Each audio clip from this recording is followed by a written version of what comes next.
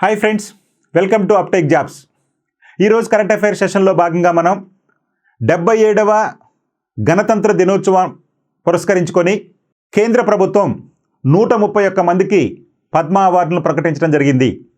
అంటే మన భారతదేశంలో అత్యున్నత పౌర పురస్కారం భారతరత్న, అది మనకి తెలుసు.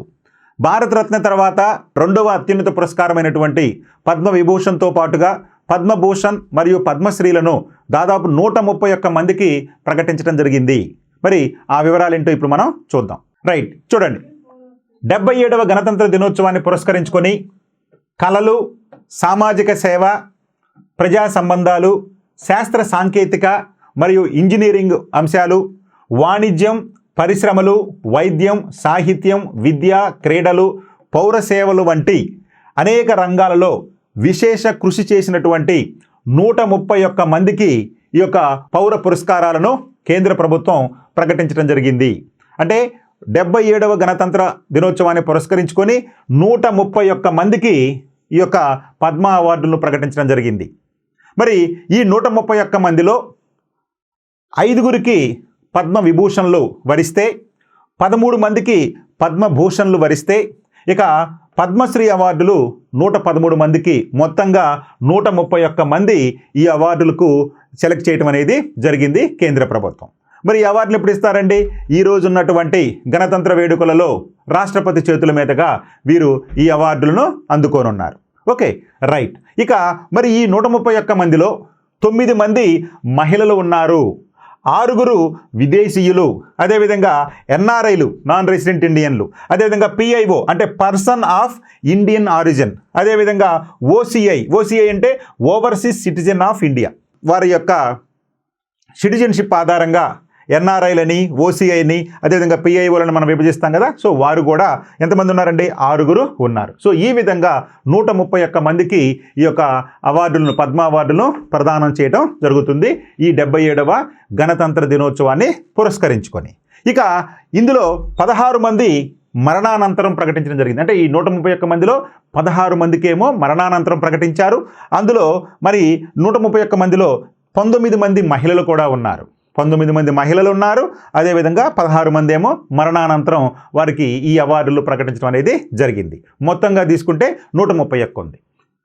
ఇక రాష్ట్రాల వారీగా తీసుకుంటే ఈ సంవత్సరం అత్యధికంగా మహారాష్ట్రకు 16 అవార్డులు, అంటే పద్మశ్రీ అయితేనేమి, పద్మభూషణ్ అయితేనేమి, పద్మవిభూషణ్ అయితేనేమి, ఈ 3 అవార్డులు కలుపుకొని మహారాష్ట్ర అత్యధికంగా, అంటే మహారాష్ట్రకు చెందినటువంటి వారు అత్యధికంగా 16 మంది ఎంపిక అయితే, మరి రెండవ స్థానంలో తమిళనాడు రాష్ట్రంలో 13 మంది, ఆ తర్వాత 3వ స్థానంలో 12 మందితోటి ఉత్తరప్రదేశ్ ఉంటే, ఇక పశ్చిమ బెంగాల్ 11 మందితోటి, అంటే 2 అంకెల సంఖ్యను ఈ యొక్క 4 రాష్ట్రాలు సాధించడం అనేది జరిగింది. అంటే ఈ పద్మ అవార్డులు పొందినటువంటి 131 మందిలో అత్యధిక మంది ఏ రాష్ట్రానికి చెందినవారయ్యా అంటే మహారాష్ట్రకి చెందినవారు, ఆ తర్వాత తమిళనాడుకు 13 మంది, ఉత్తరప్రదేశ్కు 12, పశ్చిమ బెంగాల్కి 11 మంది ఉంటారు. ఆ తర్వాత కేరళ అత్యధికంగా 8 మంది కేరళ వాసులు ఉన్నారు ఈ పద్మ అవార్డులు వరించినటువంటి వారిలో. ఇకపోతే కర్ణాటక 8 మంది, ఆ తర్వాత మన తెలంగాణలో 7గురు, గుజరాత్లో 5గురు, ఆంధ్రప్రదేశ్లో 4గురు, మధ్యప్రదేశ్లో 4గురు, ఒడిశాలో 4గురు చొప్పున, అంటే ఇవి ప్రధానమైనటువంటి రాష్ట్రాలు. సో ఈ 131 మందిలో అత్యధికులు ఈ విధంగా రాష్ట్రాల నుంచి ఎన్నిక కావటం అనేది జరిగింది. పద్మ అవార్డుల్లో అత్యున్నతమైనటువంటి అవార్డు ఏంటయ్యా అంటే పద్మ విభూషణ్. అంటే మన భారతదేశానికి చెందినటువంటి అత్యున్నత అవార్డు మనకి తెలుసు భారతరత్న. తర్వాత అత్యంత ప్రధానమైంది, అత్యున్నతమైనటువంటి అవార్డు ఈ పద్మవిభూషణ్ అవార్డు. మరి ఈ 2026 77వ గణతంత్ర దినోత్సవం సందర్భంగా ఎంతమందికి ఈ పద్మవిభూషణ్ అవార్డు వరించిందయ్యా అంటే 5గురికి వరించడం అనేది జరిగింది. ఈ పద్మవిభూషణ్ పొందినటువంటి 5గురు ఎవరయ్యా అంటే ముందుగా మన హిందీ హీరో అగ్రనటుడైనటువంటి ఇటీవలే మరణించడం జరిగింది. మరణానంతరం ఆయనకి ఇది ప్రకటించడం జరిగింది. ఆయనే ధర్మేంద్ర సింగ్ దేవోల్. అంటే ఈయన ఏ కేటగిరీ అంటే మనకు తెలిసిందే, కళలు, చిత్రసీమకు సంబంధించిన వారు. ఈయన మహారాష్ట్రకు చెందినటువంటి వారు. సో ధర్మేంద్రకు మరణానంతరం ఈ యొక్క పద్మవిభూషణ్ వరించడం అనేది జరిగింది. ఆ తర్వాత కేటీ థామస్, ఈయన కేరళకి చెందినటువంటి ప్రజా సంబంధాలు అంటే కేరళకు సంబంధించినటువంటి వ్యక్తి ఈ కేటీ థామస్. ఇక మూడోది ఎన్ రాజం, ఈయన కళలు, ఈయన ఉత్తరప్రదేశ్ చెందినటువంటి వ్యక్తి. అదేవిధంగా 4 పి నారాయణన్, సాహిత్యం విద్య, ఈయన కూడా కేరళకు చెందినటువంటి వాడు. ఇక 5 విఎస్ అచ్యుతానందన్, ఈయన కూడా కేరళ చెందినటువంటి వారే, ఈయన ప్రజా సంబంధాలు. అయితే చూడండి, కేరళలో ఈ 5గురిలో కేరళ రాష్ట్రానికి చెందినటువంటి 3 ఉన్నారు. ఇది విశేషం.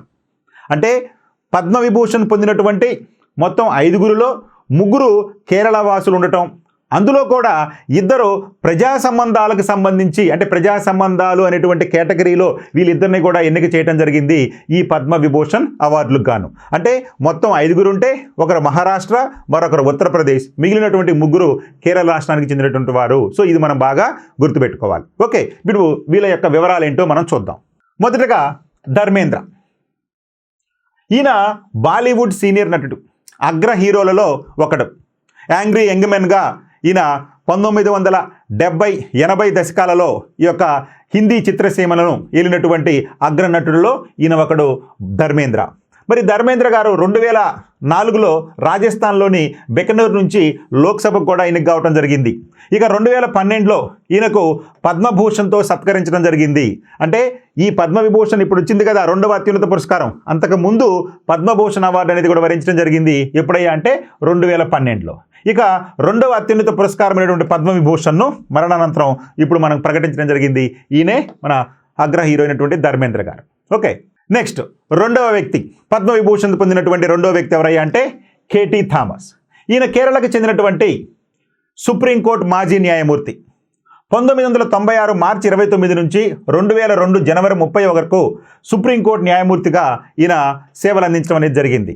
ఇక 2007లో పద్మభూషణ్ అవార్డు అందుకున్నారు. ఇక సుప్రీంకోర్టు న్యాయమూర్తిగా పదవీ విరమణ చేసిన తర్వాత లీగల్ రీఫార్మ్స్ కమిటీ చైర్మన్గా కూడా ఈయన పనిచేయడం జరిగింది. సో ఈయనకు సామాజిక సేవల్లో భాగంగా వచ్చిందనుకున్నాం కదా. సో ఈ విధంగా ఈయన చేసినటువంటి సేవలకు గాను ఈయనకి 2026కు సంబంధించి పద్మవిభూషణ్ వరించింది ఈయన కేటీ థామస్ గారు. ఓకే, నెక్స్ట్ పద్మవిభూషణ్ పొందినటువంటి 3వ వ్యక్తి ఈమె మహిళ. ఈమె డాక్టర్ ఎన్ రాజం ఉత్తరప్రదేశ్ నుంచి పద్మవిభూషణ్కు ఎంపికైనటువంటి మహిళ. ఈమె 1938 ఏప్రిల్ 8న చెన్నైలో జన్మించారు. అంటే ఉత్తరప్రదేశ్ నుంచి ఈమె పద్మవిభూషణ్కి ఎన్నికైనప్పటికీ ఈమె జన్మస్థానం ఎక్కడయ్యా అంటే చెన్నై, అంటే తమిళనాడు. అయినప్పటికీ ఉత్తరప్రదేశ్లో సెటిల్ అవటం వల్ల ఆమెని ఉత్తరప్రదేశ్ వాసిగా ఈ యొక్క పద్మవిభూషణ్కి ఎంపిక చేయడం జరిగింది 2026లో. ఇక ఈమె వయలిన్ విద్వాంసురాలుగా వాసికెక్కారు. వయలిన్ వాయించటంలో ఈమె సిద్ధహస్తురాలు కాబట్టి ఈమె వయలిన్ విద్వాంసురాలుగా వాసికెక్కారు. హిందుస్థానీ శాస్త్రీయ సంగీతంలో పేరు పొందారు. మనుషుల స్వరాన్ని తలపించేలా ఈమె వయలిన్ను పలికించడం ద్వారా ఆమె సింగింగ్ వయలినిస్ట్గా ప్రఖ్యాతి చెందారు. సో ఆ వయలిన్ను అంత చాకచక్యంగా ఈమె వినియోగించడం ద్వారా ఈమె ఈ యొక్క సింగింగ్ వయలినిస్ట్గా పేరు ప్రఖ్యాతులు సంపాదించారు. 1984లో పద్మశ్రీ, 2004లో పద్మవిభూషణ్ అవార్డును ఈమె అందుకోవడం జరిగింది. అంటే ఇంతకుముందు పద్మశ్రీ వచ్చింది, పద్మభూషణ్ వచ్చింది, ఇప్పుడు పద్మవిభూషణ్ అనేది రావడం జరిగింది. ఈ యొక్క ఎన్ రాజం గారికి పద్మవిభూషణ్ వచ్చింది. ఏ కేటగిరీలు అంటే కళలు అనుకోవాలి. ఈమె ఎవరయ్యా అంటే ప్రముఖ వయలినిస్ట్. ఓకే, నెక్స్ట్ ఇక 4వ వారు పద్మవిభూషణ్ సాధించినటువంటి 4వ వ్యక్తి ఎవరయ్యా అంటే పి నారాయణన్. ఈయన ఎవరండి? 1936 మే 28న కేరళలోని మన్కాడ్ అనేటువంటి గ్రామంలో ఈ నారాయణన్ జన్మించారు. ఈయన రాష్ట్రీయ స్వయం సేవక్ సంఘ్ కార్యకలాపాలను రాష్ట్రంలో విస్తృతంగా ప్రజల్లోకి తీసుకువెళ్ళి వేల మందిని ఆ సంస్థ పరిధిలోకి తెచ్చినటువంటి వ్యక్తిగా పేరు పొందారు. ఈయన ఆర్ఎస్ఎస్ మూలాలు ఉన్నటువంటి వ్యక్తి. ఈ యొక్క రాష్ట్రీయ స్వయం సేవక్ సంఘ కార్యకలాపాలను కేరళలో అంటే కమ్యూనిజం భావజాలం అధికంగా ఉన్నటువంటి కేరళ రాష్ట్రంలో ఈ యొక్క ఆర్ఎస్ఎస్ భావజాలాన్ని, రాష్ట్రీయ స్వయం సేవక్ సంఘ్ కార్యకలాపాలను మారుమూల ప్రాంతాలకు కూడా చేరవేసినటువంటి వ్యక్తి కేరళలో ఈ పి నారాయణన్ గారు. ఈయన ఆర్ఎస్ఎస్ జనసంఘ్ భావజాలాన్ని బలంగా ప్రజల్లోకి తీసుకెళ్లడానికి 1975లో కోలీకోడ్ నుంచి ప్రారంభించినటువంటి జన్మభూమి పత్రికకు మేనేజర్గాను, ప్రత్యేక కరస్పాండెంట్గాను మరియు ఎడిటర్గాను కూడా పనిచేయడం జరిగింది. సో కాబట్టి ఈయన చేసినటువంటి సామాజిక సేవలకు గాను 2026కు సంబంధించి ఈయనను పద్మ విభూషణ్ అవార్డు వరించడం జరిగింది నారాయణన్ గారికి. ఓకే, పద్మవిభూషణ్ అందుకున్నటువంటి 3వ కేరళ వాసి 2026 సంవత్సరంలో పద్మవిభూషణ్ అందుకున్నటువంటి 3వ కేరళ వాసి ఎవరయ్యా అంటే విఎస్ అచ్యుతానందన్. ఈయన ఎవరండి?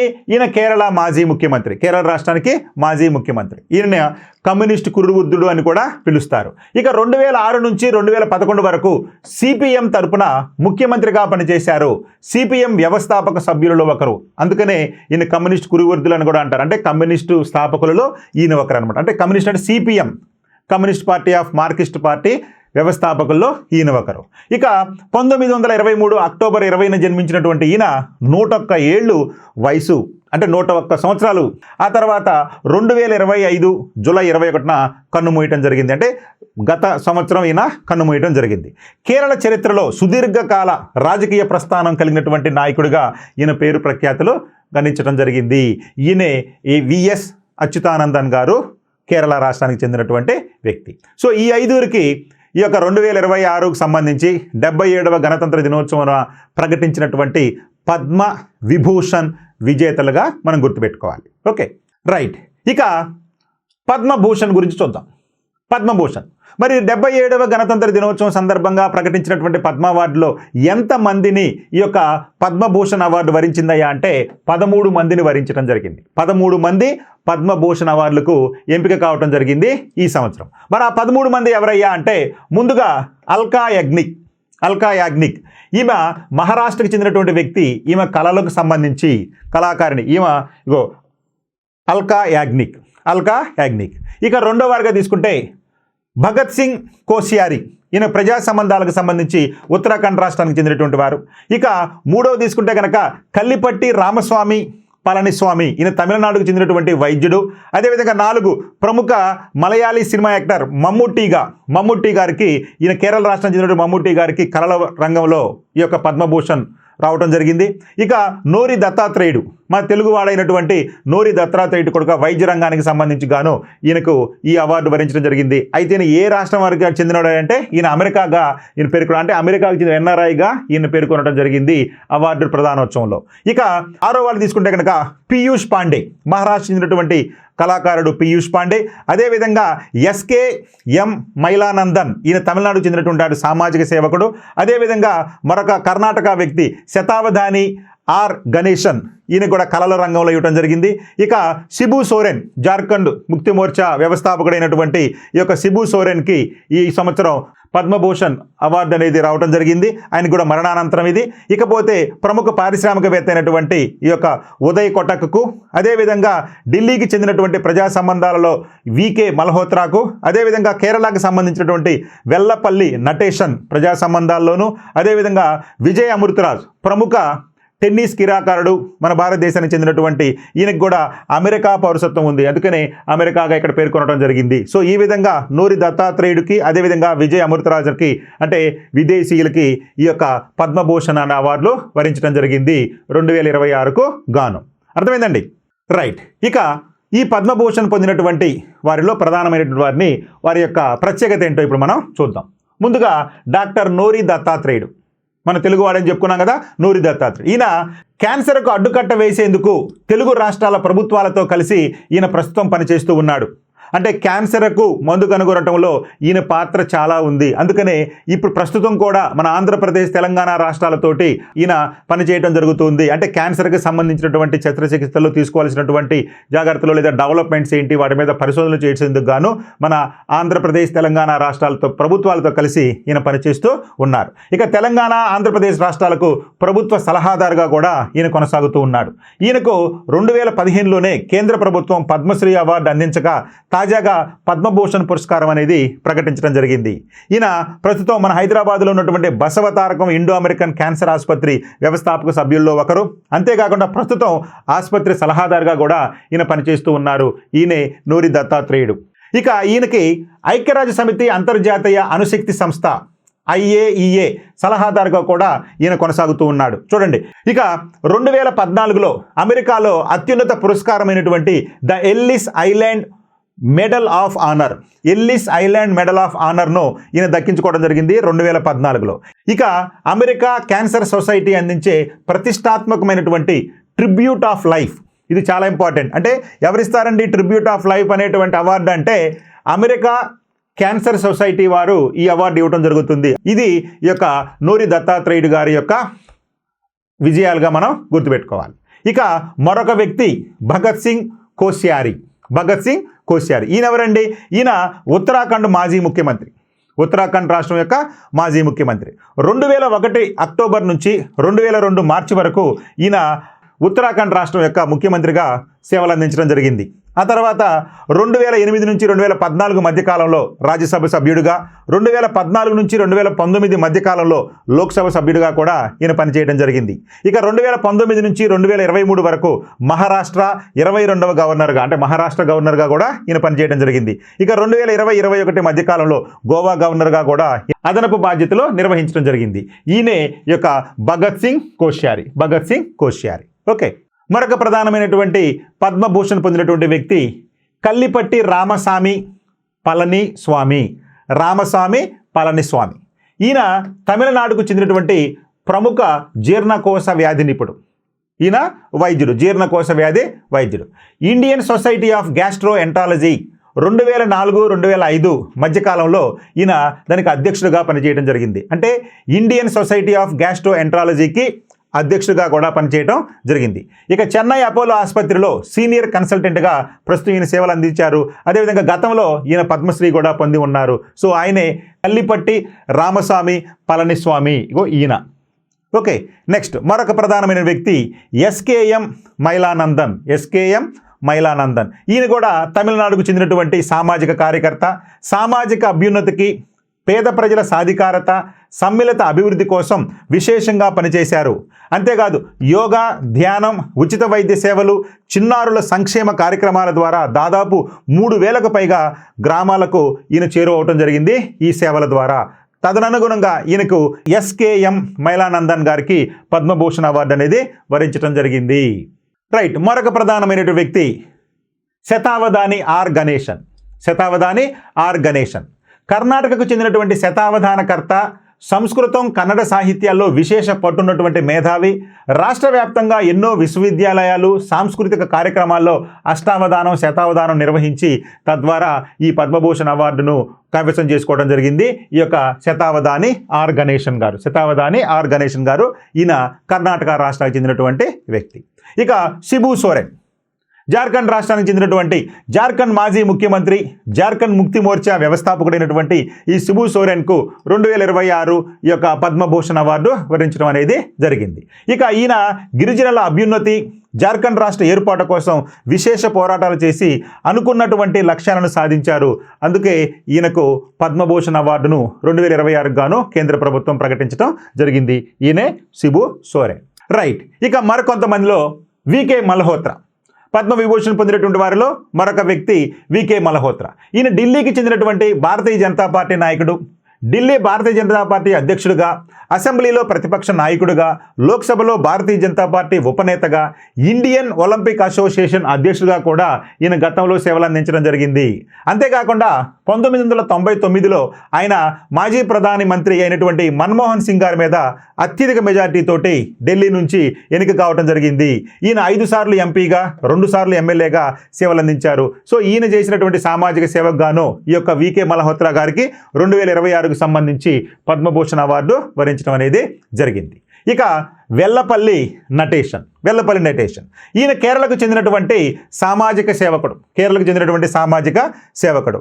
ఈయన శ్రీ నారాయణ ధర్మ పరిపాలనా యోగం ప్రధాన కార్యదర్శిగా కూడా ఉన్నారు. ఇక సుమారు 130 విద్యా సంస్థలు, వృత్తి విద్యా కళాశాలలు, సాంకేతిక విద్యా సంస్థలను కూడా ఈయన స్థాపించడం జరిగింది. అంతేకాకుండా పేదలకు చదువును అందుబాటులోకి తెచ్చి వారి సాధికారతకు విశేష కృషి చేసినందుకు గాను, అంతేకాకుండా ముఖ్యమంత్రిగా కూడా ఈయన గతంలో కేరళకు పనిచేసినందుకు గాను, ఈయన చేసినందుకు సేవలకు గాను ఈయనకు ఈ యొక్క పద్మభూషణ్ అవార్డు అనేది వరించడం జరిగింది. రైట్, ఇక పద్మభూషణ్ పొందినటువంటి మరొక ప్రధానమైన వ్యక్తి పీయూష్ పాండే. ఈయన వ్యాపార ప్రకటనల రంగంలో విశేషమైన ఖ్యాతి గడించడం జరిగింది.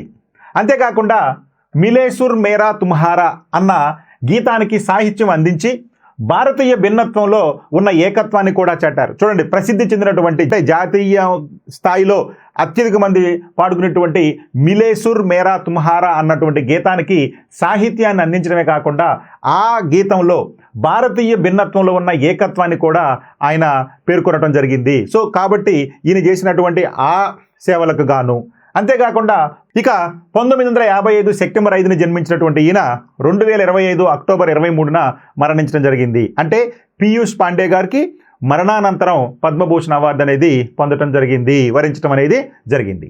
ఇక ఈయనకు గతంలో అంటే 2016లో పద్మశ్రీ అవార్డు కూడా వరించడం అనేది జరిగింది.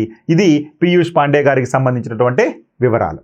ఓకే, మరి ఈ 77 గణతంత్ర దినోత్సవం ప్రకటించినటువంటి పద్మ అవార్డుల్లో మన తెలుగు రాష్ట్రాలకు ఒక నోరి దత్తాత్రేయుడికి మినహాయిస్తే మిగిలిన వారందరికీ కూడా పద్మశ్రీ అవార్డులే వరించడం అనేది జరిగింది. సో కాబట్టి మరి ఈ పద్మశ్రీ అవార్డులు పొందినటువంటి వారిలో తెలంగాణ ప్రాంతానికి చెందినటువంటి 7 ఉంటే ఆంధ్ర ప్రాంతానికి చెందినటువంటి వారు 4 ఉన్నారు. సో మొత్తంగా తెలుగు వారైనటువంటి మొత్తం 7 + 4 దాదాపు 11 మందికి ఈ యొక్క పద్మశ్రీ అవార్డులు వస్తే నోరి దత్తాత్రేయుడు గారికి పద్మభూషణ్ అవార్డు అనేది లభించింది. సో కాబట్టి నోరి దత్తాత్రేయుడు గారిని మినహాయిస్తే ఈ 11 మందికి మన తెలుగు వారైనటువంటి వారికి పద్మశ్రీ అవార్డులు వచ్చినాయి. అందులో ముందుగా ఆంధ్రప్రదేశ్ నుంచి ఎన్నికైనటువంటి 4లో తీసుకుంటే కనుక ఈయనకు కళల విభాగంలో ఈయనకు ఈ అవార్డు వరించడం అనేది జరిగింది. ఈయన ప్రముఖ నటుడు, అంతేకాకుండా ఈయన గతంలో రాజమండ్రి నుంచి పార్లమెంటు సభ్యుడిగా కూడా ఎన్నిక కావడం జరిగింది. సో అదేవిధంగా ఈయన సినిమా రంగానికి చేసినటువంటి సేవలకు గాను ఈయనకు పద్మశ్రీ అవార్డు అనేది లభించింది. ఇక మరొక ప్రధానమైనటువంటి వ్యక్తి గద్దే బాబు రాజేంద్ర ప్రసాద్. ఈయన మనం నట కిరీటి అని కూడా పిలుచుకుంటాము. హాస్య నటుడు, అంతేకాదు హాస్య నటులలో హీరో స్థాయికి దిగినటువంటి అత్యంత ప్రముఖమైనటువంటి వ్యక్తులలో బాబు రాజేంద్ర ప్రసాద్ గారు ఒకరుగా మనం గుర్తుపెట్టుకోవాలి. ఈయనకు కూడా కళారంగానికి సంబంధించే ఈ పద్మశ్రీ అవార్డు అనేది లభించడం జరిగింది. ఇక గరిమెల్ల బాలకృష్ణ ప్రసాద్, ఈయనకి మరణానంతరం ఈ అవార్డు రావడం జరిగింది. ఇది కూడా కళల విభాగంలోనే. అదేవిధంగా వెంపటి కుటుంబ శాస్త్రి గారు, ఈయనకు కూడా సాహిత్యం మరియు విద్య రంగంలో ఈ పద్మశ్రీ అవార్డు రావడం జరిగింది. చూడండి, ఇక్కడ మురళీమోహన్ గారు, రాజేంద్ర ప్రసాద్ గారు, అదేవిధంగా గరిమెల్ల బాలకృష్ణ ప్రసాద్ గారు, వెంపట కుటుంబ శాస్త్రి గారు, ఈ 4కి కూడా మన ఆంధ్ర ప్రాంతానికి సంబంధించి పద్మశ్రీ వరించినటువంటి వారిలో ఉన్నారు. Okay, right. ఇక మన తెలంగాణ ప్రాంతానికి చెందినటువంటి వారు ఈ యొక్క పద్మశ్రీ అవార్డులకు పొందినటువంటి వారు 7 ఉన్నారు. వారెవరయ్యా అంటే చూడండి, దీపికారెడ్డి ఈమె కళల విభాగానికి సంబంధించి, గూడూరు వెంకట్రావు వైద్య విభాగానికి సంబంధించి, పాల్కొండ విజయానందరెడ్డి ఈయన కూడా వైద్య విభాగానికి సంబంధించి, చంద్రమౌళి గడ్డమునుగు ఈయన ఇంజనీరింగ్, సైన్స్ అండ్ టెక్నాలజీ లేదా ఇంజనీరింగ్ రంగానికి చెందినటువంటి వారు. అదేవిధంగా కృష్ణమూర్తి బాలసుబ్రహ్మణ్యన్ సైన్స్ మరియు ఇంజనీరింగ్ రంగానికి చెందినటువంటి వారు. కుమారస్వామి తంగరాజన్ సైన్స్కి సంబంధించినటువంటి వారు. అదేవిధంగా రామారెడ్డి మామిడి ఈయన మరణానంతరం పొందడం జరిగింది. ఈయన పశుసంవర్ధక శాఖలో పనిచేయడం జరిగింది. పశుసంవర్ధక శాఖలో తను చేసినటువంటి ఈ యొక్క సహకారానికి లేదా సేవలకు గాను పద్మశ్రీ వరించడం జరిగింది. ఇక్కడ మనం చూస్తే వీళ్ళలో ఇక్కడ దీపికారెడ్డి గారు, వెంకట్రావు గారు, విజయానందరెడ్డి గారు, అదేవిధంగా చంద్రమౌళి గారు, కృష్ణమూర్తి బాలసుబ్రహ్మణ్యన్ గారు, రామారెడ్డి మామిడి గారు, అదేవిధంగా కుమారస్వామి తంగరాజన్ గారు. అయితే ఇక్కడ మనం గుర్తుపెట్టుకోవాల్సింది, ఎక్కువ మంది సైన్స్ విభాగంలో మనకు వచ్చి చూడండి. ఇక్కడ సైన్స్ విభాగంలో చంద్రమౌళి గడ్డమునుగు గారికి కానీ, లేదా కృష్ణమూర్తి బాలసుబ్రహ్మణ్యన్ కానీ, అదేవిధంగా కుమారస్వామి తంగరాజన్ గారు, వీళ్ళందరూ కూడా సైన్స్ విభాగంలో పొందడం జరిగింది. అదేవిధంగా గూడూరు వెంకట్రావు గారు, అదేవిధంగా పాల్కొండ విజయానందరెడ్డి గారు, ఈ ఇద్దరికి కూడా వైద్య రంగంలో అందించినటువంటి సేవలకు గాను ఈ యొక్క పద్మశ్రీలు వరించడం జరిగింది. ఈ విధంగా మన తెలంగాణ రాష్ట్రానికి 7 ఈ యొక్క పద్మశ్రీ అవార్డులు వరించడం అనేది జరిగింది. ఈ 77వ గణతంత్ర దినోత్సవ వేడుకల్లో ఇచ్చేటటువంటి పద్మ అవార్డుల్లో భాగంగా. ఓకే.